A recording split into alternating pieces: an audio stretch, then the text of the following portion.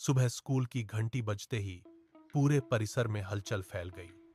100 साल पुरानी एक कीमती पांडुलिपि किताब लाइब्रेरी से गायब हो गई थी। यह किताब स्कूल की सबसे कीमती संपत्ति मानी जाती थी। एक शांत पहाड़ी कस्बे में 10वीं कक्षा की छात्रा आर्या रहती थी, जिसे हर रहस्य की गहराई तक जाना बेहद पसंद था। सभी शिक्षक और छात्र हैरान थे और जांच शुरू हुई। कुछ दिन पहले ही स्कूल में नया छात्र विवान आया था। वह हमेशा चुप रहता था, किसी से ज्यादा बात नहीं करता था।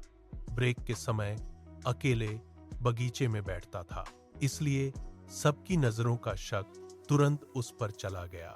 क्लास में छात्र उसकी पीठ पीछे फुसफुसाकर बातें करते थे। कुछ लोग सीधे मुंह से भी चोरी का इल्जाम लगाने लगे, लेकिन विवान कभी कोई जवाब नहीं देता, बस चुप रहता है। आर्या को यह सब बेहद अजीब लगा। उसने सोचा, सिर्फ कोई चुप रहता है तो क्या वह चोर हो सकता है? उसे किताब गायब होने की पूरी कहानी में कहीं कुछ कमी लग रही थी। उसने खुद इस मामले की जांच करने का फैसला किया, भले ही कोई उसे पागल कहे। अगले दिन छुट्टी के बाद वह लाइब्रेरी में अकेली रह गई। उसने दरवाजे के ताले को ध्यान से देखा। ताला टूटा नहीं था, केवल धीरे से खोला गया था। फिर वह धीरे धीरे पूरे कमरे को घूमने लगी। आखिर में खिड़की के पास पहुंचकर उसका पैर रुक गया। कांच के नीचे फर्श पर मिट्टी के हल्के लकीर के निशान थे, जो बाहर की तरफ जा रहे थे। ये निशान किसी जूते के नीचे के ट्रेड के थे, न कि अंदर आने वाले किसी छात्र के जूते के। वह समझ गई कि चोर अंदर से नहीं, बाहर से आया था। अगले दिन वह स्कूल का दरवाजा खुलते ही आधे घंटे पहले पहुंच गई। वह लाइब्रेरी के पास पीछे के झाड़ियों में छुप गई और खिड़की की तरफ नजर लगाकर बैठ रही।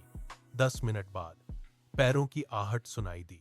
स्कूल का पुराना सफाई कर्मचारी रामू चुपचाप यहां आया।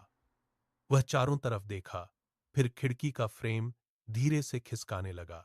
रामू ने पूरी बात स्वीकार कर ली कि वह किताब को नीलाम करके पैसे कमाना चाहता था। विवान पूरी तरह से निर्दोष साबित हुआ। अगले दिन स्कूल की असेंबली में प्रिंसिपल ने मामले को सबके सामने रखा। पूरे हॉल में सन्नाटा छा गया।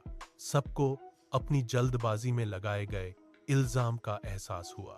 सभी छात्र और शिक्षकों ने विवान से खुलकर माफी मांगी और उसे अपने दोस्ती के दायरे में शामिल किया। विवान ने पहली बार सबके सामने मुस्कुराकर धन्यवाद दिया। आर्या भी वहीं खड़ी थी।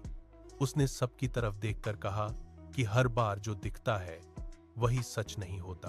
कभी कभी सच छुपा होता है, जिसे समझने के लिए ध्यान और धैर्य की जरूरत होती है।